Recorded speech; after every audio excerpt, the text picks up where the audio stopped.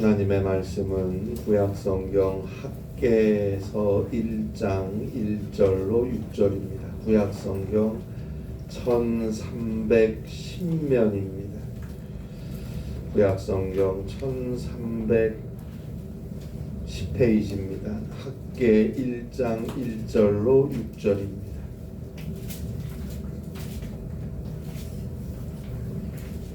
구약성경 1310쪽에 있는 말씀입니다. 학개서 1장 1절로 6절입니다.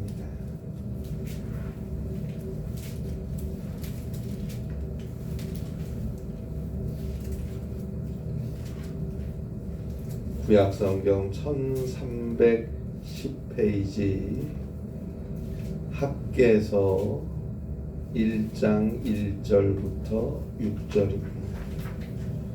학개 1장 1절로 6절 말씀, 귀한 하나님의 말씀 우리 함께 한 목소리로 봉독하겠습니다. 다리오 왕 제2년 여섯째 달 곧 그 달 초하루에 여호와의 말씀이 선지자 학개로 말미암아 스알디엘의 아들 유다 총독 스룹바벨과 여호사닥의 아들 대제사장 여호수아에게 임하니라. 이르시되 만군의 여호와가 이같이 말하여 이르노라. 이 백성이 말하기를 여호와의 전을 건축할 시기가 이르지 아니하였다 하느니라. 여호와의 말씀이 선지자 학개에게 임하여 이르시되 이 성천이 황폐하였거늘 너희가 이때에 판벽한 집에 거주하는 것이 옳으냐. 그러므로 이제 만군의 여호와가 이같이 말하노니 너희는 너희의 행위를 살필지니라.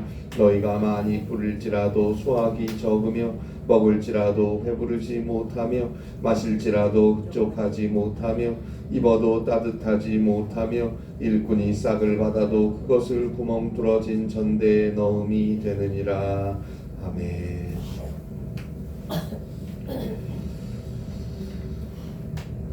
하나님 앞에 헌신하다가 지난 2010년에 불의의 사고로 하나님의 부름을 받은 젊은 목사님 한 분이 계셨습니다.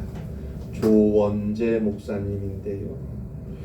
그 목사님이 돌아가신 후에 10년째 되던 해에 조원재 목사 추모문집이 출간되었습니다. 선후배 동료 목사님들이 고인이 되신 조원재 목사님께서 살아생전에 썼었던 글들을 모아서 책으로 낸 것입니다. 그 책의 제목은 빌어주는 사람입니다. 고인 되신 조원재 목사님이 전도자사 시절에 썼던 글을 그 책에서 소개하고 있는데요. 그 내용은 이렇습니다. 부러워하는 것이나 시기하는 것은 내가 가야 할 길을 잊은 것이다. 나는 빌어주는 사람이다. 부러워하거나 시기하는 것은 내가 가야 하는 길을 잊고 있기 때문입니다. 나는 빌어주는 사람입니다. 저도 그렇고 이 땅의 많은 주의 사역자들이 해야 할 일은 빌어주는 것입니다. 하나님의 약속이 사랑하는 성도들에게 또 사랑하는 그 누군가에게 임할 수 있도록 하나님의 축복을 빌어주는 것이 바로 주의 일을 하는 사람들의 몫인 거예요. 그런데 부러워하면 됩니까? 복을 빌어주고 주의 능력과 은혜를 빌어주어야 할 사람이 다른 사람들 누군가를 부러워하고 심지어 질투까지 한다면 그건 잘못 가도 한참 잘못 가는 것이 아닐까요? 그저 그리스도의 이름으로 하나님의 축복을 빌어주고 또 빌어주고 또 빌어주고 그것이 저의 일이다라는 생각을 저는 이 책을 접하면서 다시금 해보았습니다. 이것은 주의 사역자뿐 아니라 우리 모든 그리스도인들에게 해당되는 사항입니다. 갈라디아서 6장 2절에 보니까 너희가 짐을 서로 지라 그리하여 그리스도의 법을 성취하라.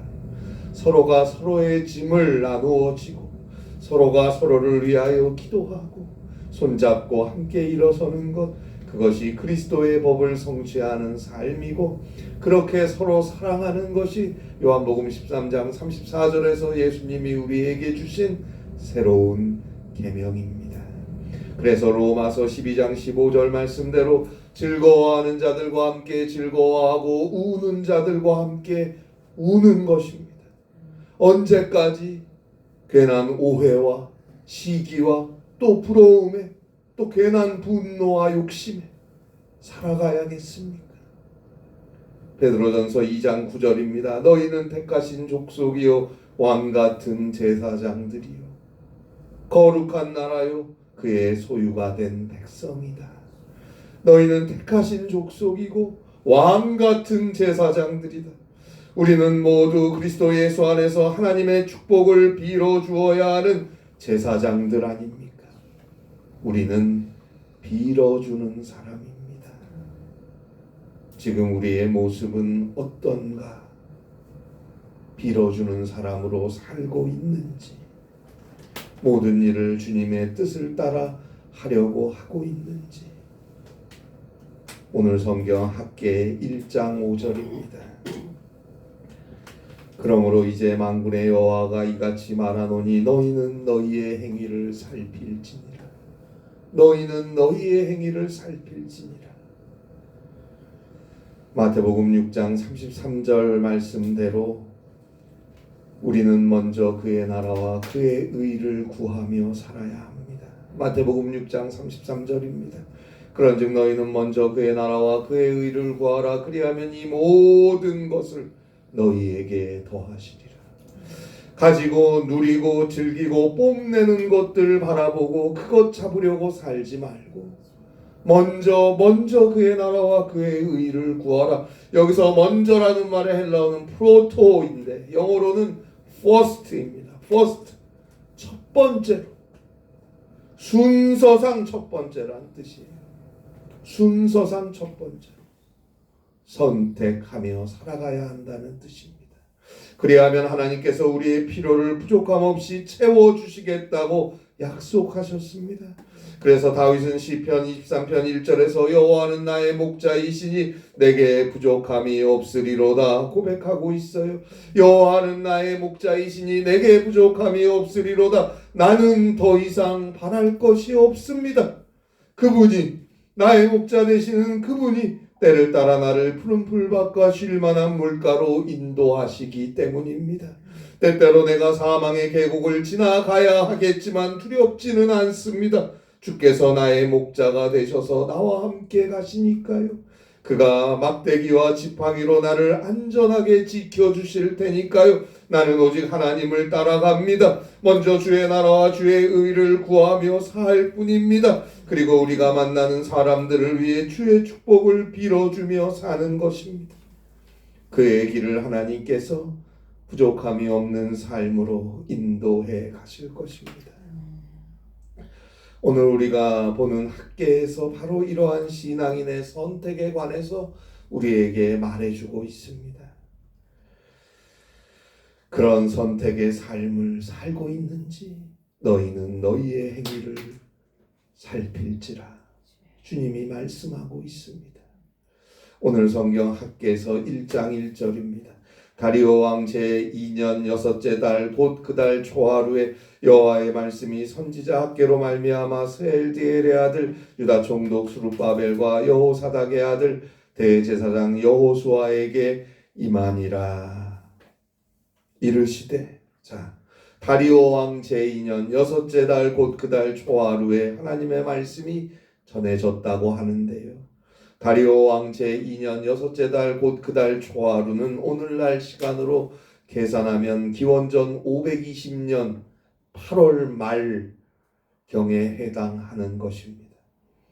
유다 나라는 회개하고 하나님의 말씀으로 돌아오라는 하나님의 선지자의 오랜 시간 동안 계속되어 왔던 간절한 호소를 외면하고 우상을 숭배하고 물질과 탐욕과 욕심을 쫓아 제갈 길로 자기 좋을 대로 살았어요. 결국 기원전 586년에 바벨론 느부갓네살에 의해 유다 나라는 멸망당합니다. 거룩한 성 예루살렘은 무너졌습니다. 많은 백성들은 나라를 잃은 채 뿔뿔이 흩어져 세계를 떠돌게 되었고, 또 많은 백성들은 바벨론의 포로로 끌려가게 되었어요. 그러나 포로로 끌려간 이스라엘 유다 백성들의 눈물의 회개와 간구와 부르짖음을, 그 기도를 하나님께서 들어주셔서 포로된 유다 백성들을 다시금 고향 예루살렘으로 돌아올 수 있도록 은혜를 내려주셨습니다. 바벨론 제국을 무너뜨린 신흥제국 바사의 고레스 왕의 마음을 하나님께서 움직여 주셔서 바벨론 포로였던 유다 백성들로 하여금 고향 땅 예루살렘으로 돌아갈 수 있게 하는 칙령을 반포하게 해 주셨습니다. 그래서 기원전 537년에 제1차 포로 기한이 이루어졌습니다. 그리고 포로에서 고향 예루살렘으로 돌아온 유다 백성들은 이듬해인 기원전 536년부터 무너진 성전 재건을 시작했어요.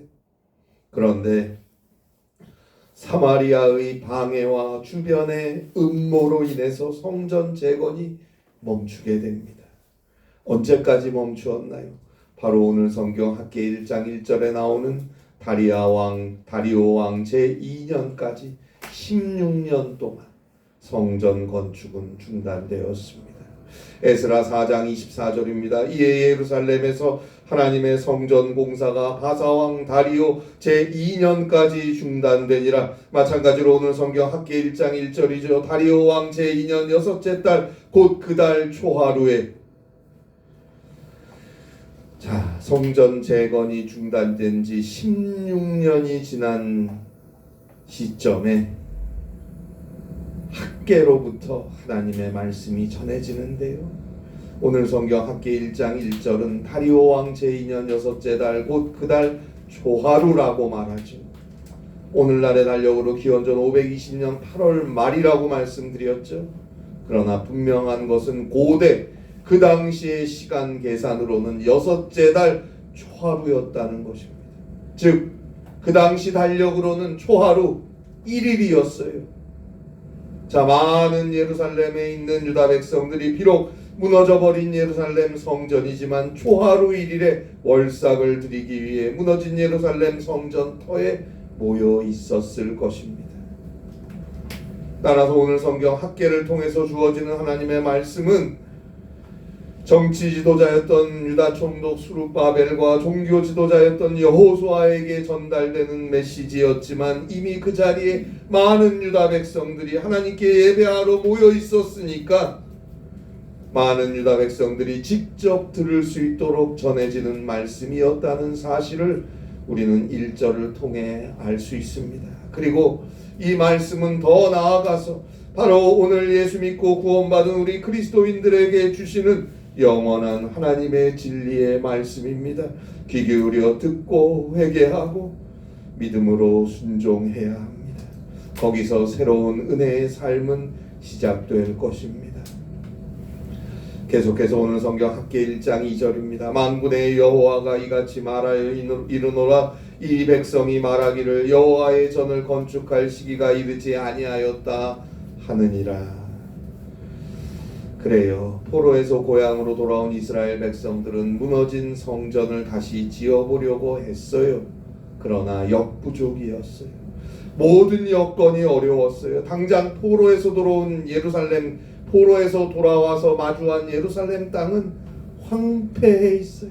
황무지였어요. 모든 것들은 이미 다 무너져 버린 지 오래됐어요. 일단 자신들부터 먹고 살아야죠. 그리고 살 집도 있어야죠. 지금 소위 자기 먹고 살기도 힘든데 예루살렘 성전을 하기는 어렵다는 것이고, 또 아까 말씀드린 대로 처음 포로에서 돌아와서 이듬해부터 성전 재건을 해보려고 했으나 북쪽에 있는 사마리아가 방해를 해서 하지 못하게 되었어요. 대내적으로 대외적으로 지금 성전을 재건할 시기가 아니에요. 언젠가 예루살렘 성전을 반드시 다시 건설해야 하겠지만 지금 그 일을 시작하는 것은 시기상조라고 말하는 거예요. 오늘 2절에 보듯이 이 백성이 그렇게 말한다 이 말이에요. 이 백성이 이르기를, 말하기를. 가족의 거처부터 마련하고 농토도 재정비하고 땅도 좀 갈아주고 경제를 그래도 먹고 살만한 토대 위에 올려놓는 일을 하는데에도 많은 수고가 필요하기 때문에 지금 우리에게 있는 돈과 정열을 성전을 재건하는 데 사용하는 것은 어리석은 것이라는 말입니다. 그러니까 어찌 보면 사마리아의 방해로 성전 재건이 중단되었다고는 하지만 이스라엘 유다 백성들은 아유 차라리 잘됐다 했을지도 몰라요. 그래서 다시 시작하려고 안 했어요. 16년이 지날 동안 자기 먹을 것, 자기 사는 것 거기 신경 쓰고 일하느라 성전 재건은 쳐다보지도 않은 거예요. 그것이 오늘 성경 학개 1장 2절, 3절, 4절에 나오는 내용입니다. 바로 그 시간 하나님의 말씀이 선지자 학개의 입을 통하여 스룹바벨과 여호수아 그리고 유다 백성들에게 전해지는데요. 오늘 성경 학개 1장 5절입니다. 그러므로 만군의 여호와가 이같이 말하노니 너희는 너희의 행위를 살필지라. 너희는 너희의 행위를 살필지라. 그리고 이 말씀은 오늘 우리 그리스도인들에게 주시는 말씀입니다. 너희는 너희의 행위를 살필지라. 자, 학개는 더 나아가서 오늘 성경 학개 1장 6절에서 너희가 그렇게 모든 시간을 가정경제와 먹고 사는 것, 삶의 안정을 위해 최선의 노력을 다했지만 그렇게 16년을 성전 재건은 중단한 채 거기에 온 힘을 쏟아부었지만 그럼에도 불구하고 너희의 경제 사정이나 복지가 향상되지 못했다고 지적하고 있어요. 오늘 성경 학개 1장 6절입니다. 너희가 많이 뿌릴지라도 수확이 적으며 먹을지라도 배부르지 못하며 마실지라도 흡족하지 못하며 입어도 따뜻하지 못하며 일꾼이 싹을 받아도 그것을 구멍 뚫어진 전대에 넣음이 되느니라. 그리고 그 이유를 오늘 성경 뒤에 나오는 학개 1장 7절로 11절에서 계속 설명하고 있는데요. 학개 선지자가 전하는 하나님의 메시지는 분명합니다. 유다 백성들, 이스라엘 백성들, 그들은 먼저 자기 자신을 보호하려는 계획을 가지고 그것에 힘을 썼지만 실패했다는 것입니다. 그들의 생각, 그들의 계획은 변해야 한다는 거예요.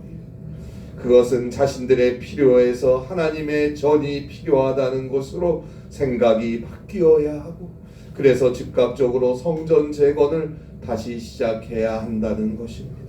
자신들의 삶에서 자신들을 우선순위의 첫 자리에 두지 말고 하나님의 말씀을 우선순위의 첫 자리에 두고 그것을 먼저 해야 한다는 것입니다. 여러분, 어찌 보면 70년의 포로 생활에서 돌아오게 된 유다 백성들은 자신들의 고국 예루살렘이 폐허 상태에 있음을 보고 당연히 어느 정도 경제력을 향상시키기 위해서, 그 땅을 회복시키기 위해서 이 일을 시작해야 했습니다. 그러나 보세요. 그들이 포로로 바벨론에 끌려가서 생활을 할 때 에스겔을 비롯한 여러 선지자들이 분명히 말해주듯이 그들은 무엇보다도 예루살렘으로 돌아와서 예루살렘 성전에서 하나님께 예배드릴 수 있기를 갈망했습니다. 그래서 회개하고 눈물로 하나님께 부르짖었어요. 그런데 일단 하나님의 은혜로 고향 땅으로 돌아오고 나니까 그들은 예루살렘 성전은 잊어버리고 자신들의 집을 짓고 자신들의 농토를 개간하는 데만 온 정력을 쏟았어요. 하나님의 은혜로 존재하는 것이고 하나님의 은혜로 사는 것이고 하나님의 은혜로 약속의 땅으로 돌아올 수 있었던 이스라엘 유다 백성들은 어느새 하나님의 은혜는 잊은 채 이기적인 생각으로 자신들만을 위하여 살고 있어요. 아무리 먹고 사는 것이 먼저라고 하고 아무리 실용적이고 실제적인 일을 한다고 해도 그것이 최선이 아님을 우리는 분명히 알아야 합니다. 모든 실제적이고 실용적인 것보다 더 우선하는 것이 있음을 우리는 알아야 돼요. 이것을 인정하는 것은 꽤 어려운 일이지만 그것이 사실입니다. 모든 실제적인 것보다 우선하는 진리는 인간은 하나님의 은혜로 살아가는 것이다 라는 사실입니다. 죄로 인해 죽을 수밖에 없는 우리를 용서하시고 구원하시기 위해서 하나님의 독생자 예수 그리스도께서 인간이 되어 우리 가운데 오시고 마침내 우리의 모든 죄악을 대신 다 짊어지시고 저 죄인의 참혹한 십자가에서 죽으셨습니다. 하나님께서 그 예수를 죽은 자 가운데서 일으켜 세워주셨어요. 이제 예수 그리스도를 믿는 자는 예수 그리스도의 십자가의 보혈 그 구속의 은총으로 말미암아 모든 죄악에서 용서함을 얻게 되었고, 예수 그리스도를 믿는 자는 하나님께서 죽은 자 가운데서 일으켜 세워주신 예수 그리스도의 부활로 말미암아 죽음을 지나서 영원한 생명 천국의 구원을 얻게 되었습니다. 그리고 이 땅의 삶 속에서도 주님께서 성령으로 우리와 함께 하십니다. 우리는 먼저 모든 일에 기도하고 오직 믿음으로 주의 말씀을 듣고 순종하고 하나님께 예배하며 살아가야 합니다. 그의 길을 주님께서 늘 지키시고 도우시고 인도하시고 승리하게 하실 것입니다. 고린도전서 10장 31절 말씀대로 먹든지 마시든지 무엇을 하든지 다 하나님의 영광을 위하여 하는 것입니다. 실제적이고 현실적이고 실용적인 것보다 하나님께 영광 돌리는 것이 먼저입니다. 하나님의 말씀이 먼저입니다. 내가 먹고 사는 것보다 더 중요한 것이 하나님의 영광을 위해 사는 것입니다. 그에게 하나님의 약속, 하나님의 은혜가 함께하기 때문입니다. 인생은 하나님의 손에 달린 것이고 삶은 하나님과 함께할 때 진정한 행복과 승리가 있는 것입니다. 오늘 성경에서 하나님의 선지자 학개는 이스라엘 백성들을 향해 이렇게 말하고 있는 거예요. 너희가 어려운 삶의 조건 또 뭐 이런저런 이유 때문에 하나님의 일을 하지 못하는 것 같아 보이지만 사실은 하나님의 일을 너희가 하지 않기 때문에, 하나님 우선인 삶을 너희가 살지 않기 때문에 너희의 삶이 어려워졌다는 걸 말하고 있는 거예요. 우선순위를 강조하는 것이에요. 그래요, 우리도 우리의 삶이 어렵다고 그러한 이유로 하나님 우선주의를 그만두면 안 됩니다. 보세요. 하나님께서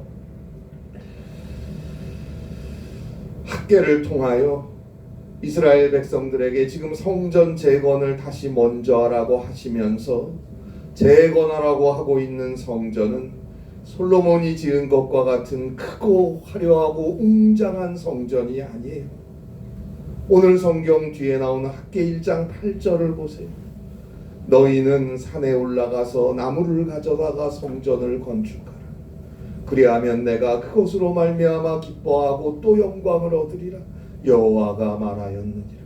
너희는 산에 올라가서 나무를 가져다가 성전을 건축하라. 하나님이 지금 재건하라고 하는 성전은 뒷산에 올라가서 나무를 베어가지고 와서 짓는 작고 평범한 그런 소박한 성전이었어요. 그리하면 하나님께서 그것으로 말미암아 기뻐하고 또 영광을 얻으리라 말씀하십니다.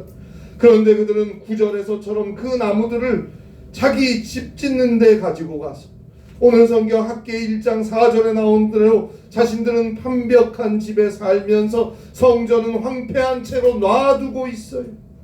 그러면서 잘 살아보겠다고 하지만 남는 건 절망뿐입니다.